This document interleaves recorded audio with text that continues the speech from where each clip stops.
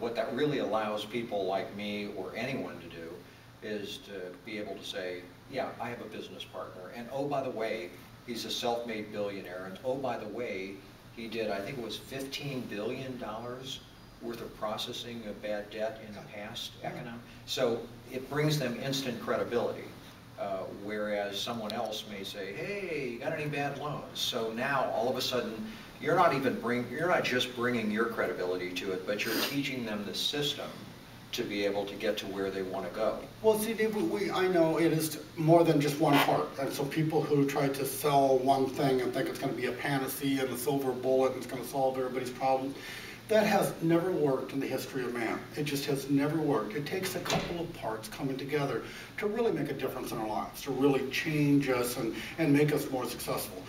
First, we have to come into the equation. The other party, they got to get off the couch and be willing to do something. And right now in America, there's an awful lot of people that would get off the couch if they knew what to do. If they just could figure out, could I really do that, and would that really work for me? So that's the very first part. And then when they get off the couch, the person who then meets them halfway, the person who reaches down to help them up, has to be able to give them some real experience, and not some BS experience, not some academic, theoretical, intellectual gobbledygook that they may teach at one of the great business schools of the world.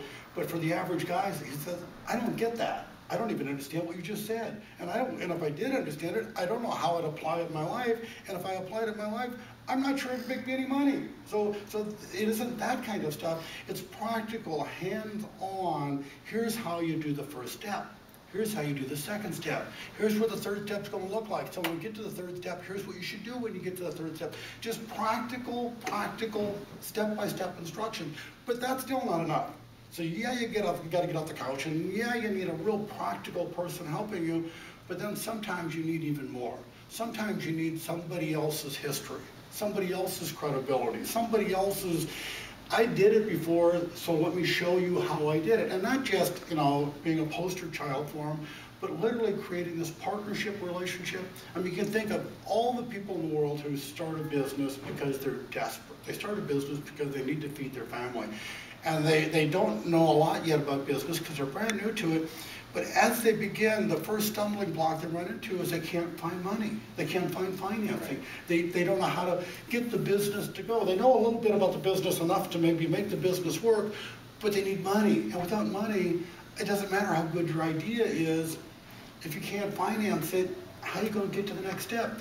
Well, if you had somebody as your business partner that you could walk into the bank with and say, this is my business partner and he's going to help me go through this process because he's done it before, don't you think that would pull the other person right along? It's kind of like that NASCAR drafting theory. You get somebody to run in front of you, and if you get right on their bumper, they literally are pulling you right along with them. You're conserving fuel, you're conserving energy, and then when you get to the last lap, you can just pop out and you're ready to go again. Well, that's what I know is missing in the universe. I don't know of anybody who has made $1 billion, and there's only been 1,124 people that have ever done that in the history of man. And I'll say this honestly, with no disrespect to any of the other 1,123, I don't know of any of them that have ever said, and I will open that up and become partners with anybody who will go through a minimal demonstration that they are willing to do what's going to be required. And if they're willing to do these minimal steps to demonstrate to me that they really will participate, put their shoulder along with mine up against that wheel so we both can roll it together, then I will be their partner. Yeah, and I think you made an important point, and you didn't make an important point, and one of them is... Then I'm 1-1. Well, exactly. I'm tied. Exactly. Well, the first one I think was, that you didn't make, is the fact that not only have there been a lot of billionaires, but a lot of them were born with it. A lot of them inherited it. A lot of them weren't self-made, and you're a self-made billionaire. So if we take that 1,124 and look at the number who started with something, and you started not just with nothing, but with a negative $1 million.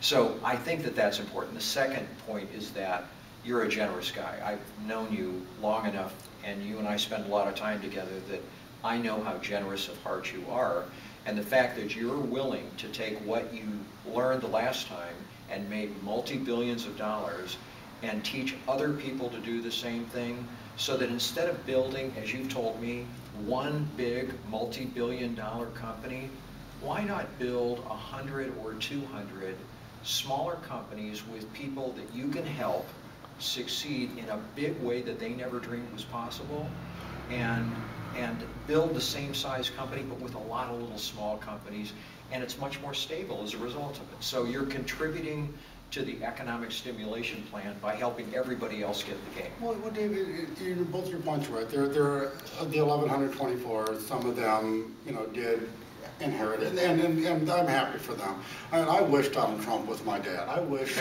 Sam Walton was my grandfather. Man, that would have been so much easier. If I just would have had good bloodlines, if I'd just been in the right gene pool at the right time. And so I don't knock anybody who got there that way. Bless them, and I wish them well, and I wish I could have been in the same spot.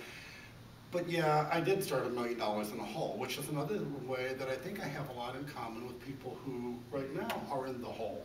People who don't know what to do. People who say, I've never been broke before. See, in the old days, 10 years ago, when somebody went broke or somebody was behind their bills, mostly society said, yeah, well, that's that strand of DNA down at the bottom of the barrel. Those are those people who don't know how to take care of their money. Those are those people who were irresponsible. Those are a very small percentage of people, and conventional wisdom was, it's always the same people always going broke and always being in debt and always being down here.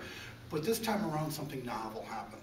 This time around, oh yeah, those people are still there having their difficulties, but a whole bunch of people that used to be up here are now down here. And it's the first time in their life they've ever been down here. These are people that have worked 30 years of their life. They've had good, solid jobs. They get up every morning, they go to work, they carry their lunchbox, they do all the stuff they're supposed to do. They believed in the American dream, they did everything right, and yet it didn't work for them. And now they're down here for the very first time in their entire life. They can't make ends meet. They can't pay their bills, they can't feed their family, they can't take care of things. And they're going, this wasn't supposed to happen to me. It was supposed to happen to these other people who were irresponsible and never took care of their obligations. But I was up here, I was always doing the right thing, and I was always trying to do it the right way as best I could, and I'm still down here now. Well, those are the people that I want to reach out to and help, because those are the ones that want back up and want back out right away, and I would be thrilled and honored to do it. But everybody should always ask, what's in it for me? What's in it for them? And what's in it for the other guy? So let's be really honest, and let's be absolutely straight with everybody. What's in it for Bill Bartmann?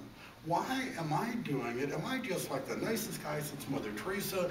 Am I Santa Claus without the beard? No. I'm a good businessman, and I've demonstrated that. You don't get to be a billionaire being a bad businessman. That's a rule. Trust me, they will flunk you all out. If you're not good at thinking through the economic consequences of your action, you can't get to the top of the pile. I got to the top of the pile. I am a good businessman. I don't say that braggingly, but as a warning to people, I try not to do bad business deals. And so if I'm offering people a partnership and I'm offering to show them how to get educated in this industry, you gotta know there's something in it for me. And there is. And as you said, if I can get 100 or 200 people who will all help, and each one of them become my partner, and each one of them become successful, and each one of them go out and make more money than they've ever made in their entire life, and I get a little sliver from each one of the 200, I'm going to make a ton of money. Absolutely. And I'm perfectly good with making a ton of money as long as I delivered value to them. Right. And they made a ton of money right alongside of me. Right. So that's exactly what I'm doing.